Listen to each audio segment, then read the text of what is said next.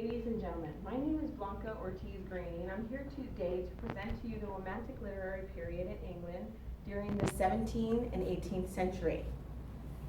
So, why is this topic useful, and why did I choose this literary time period? Well, because this literary time period has great works of literature that really inspire people to love and to appreciate sorrow and sadness.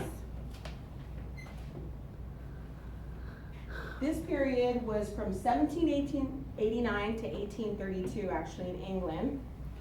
Okay, and we're going to look now at the history behind the Romanticism movement of literature. During the time of Romanticism, there was a great upheaval in France called the French Revolution, which really inspired many writers of the Romantic period, such as, we'll look at these writers. One of the great writers or Romantic poets was William Blake. Then we have William Wordsworth. Then we have Samuel Taylor Coleridge, John Keats, one of my favorites, P.B. Shelley, and Lord Byron. And last but not least, the main author that I will focus on today is Jane Austen, a woman writer of the 1800s and Romanticism period. Romantic poets, they're interesting because they did something that other writers didn't do at the time. They focus on nature and the real person and real life, not just the Enlightenment period. It was a reaction to the Enlightenment period. So these writers wanted to write for the average person because, as John Keats thought, all people should appreciate and enjoy poetry, not just the affluent people or the rich people. The main characteristics of Romantic poetry are about emotion and feelings, which you can see when you read any poetry from the time period. And as we go further on and we look at the Romanticist time, also you'll see a lot of nature that's involved, such as William Blake's poems. They were all about nature. And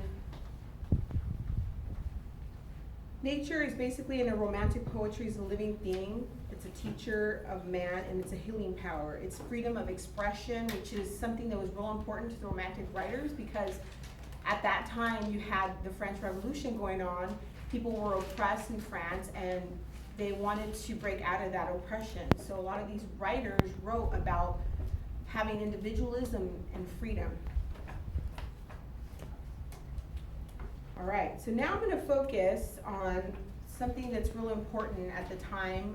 One of the writers, Jane Austen, she wrote, her novels were mostly all about love. A lot of the other Romantic poets focused on nature, but she specifically focused on love. And one of the characters that I will be looking at in her novel, Pride and Prejudice, is Mr. Darcy.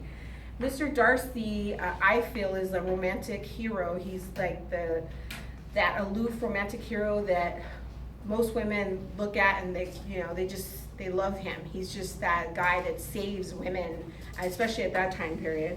And we're going to look at Mr. Darcy and his three characteristics of why I picked Mr. Darcy as a romantic hero. So I picked him because I felt that he portrays the character of integrity, devotion, and kindness. Okay? Mr. Darcy has integrity, and you see that if you read read the book, Pride and Prejudice, and you watch the movie, you'll see Mr. Darcy. He saves Elizabeth. He saves her family from shame. He pays for the wedding for Lydia and Wickham. He does so many great things, and all along, Elizabeth treats him really badly. She tells him, just really mean, awful things and spiteful, and yet at the same time, he still keeps his devotion. He still stays devoted to Elizabeth, and that shows how he's a man of devotion and integrity, because he also takes care of his family, and he's just a great guy. He's kind because he helps out others. He takes care of his sister and he takes care of all the needs of his family as well as those around him, such as his friend Mr. Bingley.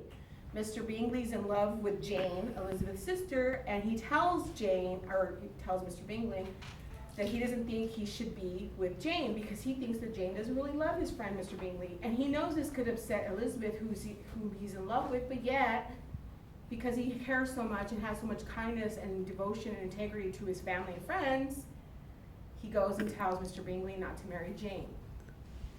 In the end, though, the whole point of me going over this time period, romanticism and Mr. Darcy and Jane Austen, is just to inform people of the great works of literature during this time period and the great character of Mr. Darcy in Pride and Prejudice by Jane Austen, one of my favorite books, one of my favorite authors.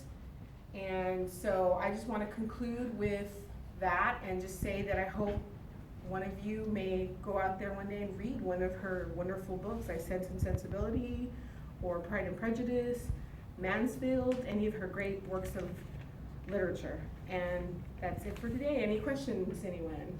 Thank you very much. Have a good day.